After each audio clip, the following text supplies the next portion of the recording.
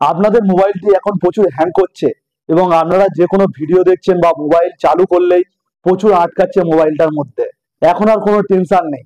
তো চলুন দেখে নিই আপনাদের এই মোবাইলে কিভাবে হ্যাং করা কমাবে। তো এর জন্য প্রথমে চলে আসতে হবে আমাদের মোবাইল স্ক্রিনে আসার পরে এখান থেকে চলে আসতে হবে সেটিংস এর মধ্যে।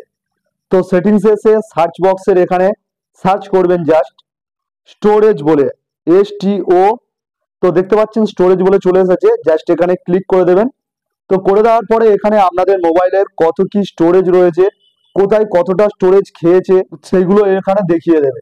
তো দেখতে পাচ্ছেন আমার ইমেজের মধ্যে 8.63 GB এরকম স্টোরেজ খেয়েছে, ভিডিওর মধ্যে 5.5 GB, অডিওর মধ্যে একটু কম খেয়েছে, অ্যাপের মধ্যে দেখতে পাচ্ছেন 19 GB প্রচুর খেয়ে রয়েছে অ্যাপের মধ্যে আমার স্টোরেজ। তো আমি যদি এখান থেকে অ্যাপের মধ্যে জাস্ট আমি ক্লিক করি, তো ক্লিক করার পরে তো দেখুন একটু লোডিং হচ্ছে। তো লোডিং হয়ে যাওয়ার পরে কোন অ্যাপটাই বেশি আমার স্টোরেজ খেয়েছে সেটা এখানে দেখিয়ে দিচ্ছে পরপর। তো প্রথমে যেটি রয়েছে গুগল প্লে সার্ভিসে, তো এখানে দেখুন 1.17 GB এতটা স্টোরেজ আমার খেয়েছে। তো এখানে যদি আমি এখানে ক্লিক করি, এসেছে ক্লিয়ার কেচ এবং ক্লিয়ার ডেটা বলে।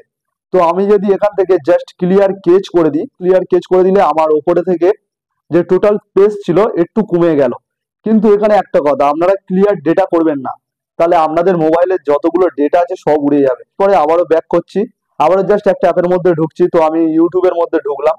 তো ইউটিউবের মধ্যে এখানে দেখুন 633 MB কেচে রয়েছে। তো এটা জাস্ট আমি ক্লিয়ার কেচ করে দিলাম।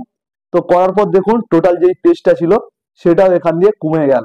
তো এইভাবে আপনারা দেখুন সমস্ত এখানে যতগুলো অ্যাপ রয়েছে এইভাবে প্রত্যেকটাতে ক্লিয়ার কেচ করে দেবেন, আপনাদের যে স্টোরেজটা রয়েছে অনেক কমে যাবে। ওপরের দিকে এবার যদি আমার যে টোটাল ইউসেজটা দেখায়, তো 53.7 GB রয়েছে।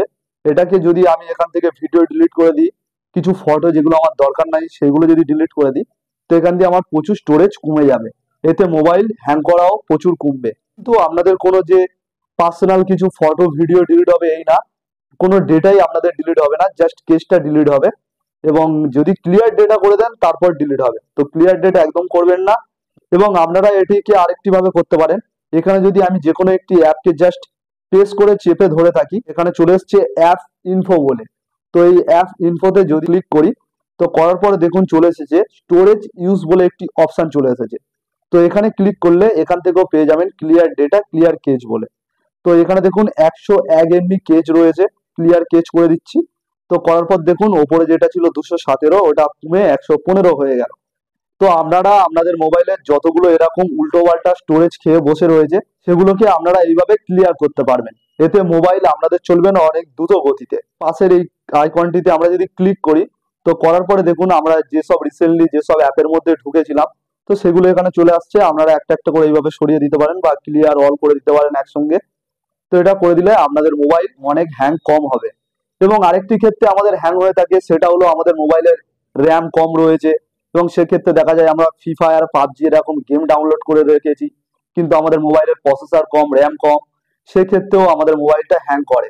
এক্ষেত্রে আপনারা সেসব গেমগুলো ডিলিট করবেন এবং আপনাদের মোবাইলে যতগুলো উল্টোপাল্টা অ্যাপ রয়েছে তো সেগুলো আপনারা ডিলিট করে দেবেন। তো আপনারা যদি এই সকল নিয়মগুলো মানেন তাহলে আপনাদের মোবাইল আর হ্যাং করবে না এবং আগের থেকে আপনাদের মোবাইল অনেক দ্রুত গতিতে চলবে। তো ভিডিওটা যদি হেল্পফুল হয় অবশ্যই একটি লাইক করে দেবেন আর এরকম ভিডিও পেতে আমার চ্যানেলটিকে সাবস্ক্রাইব করে রাখবেন।